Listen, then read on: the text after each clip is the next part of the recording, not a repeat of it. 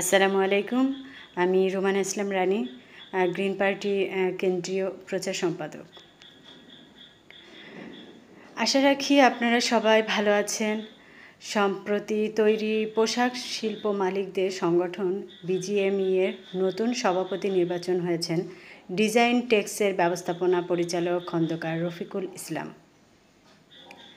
এবং টানা 14 বছর পর নিট পোশাক শিল্প মালিকদের সংগঠন বিকেএমই এর সভাপতি হয়েছেন মোহাম্মদ হাতেম। গ্রিন পার্টির পক্ষ হতে দুজনকেই জানাই আন্তরিক অভিনন্দন ও শুভেচ্ছা।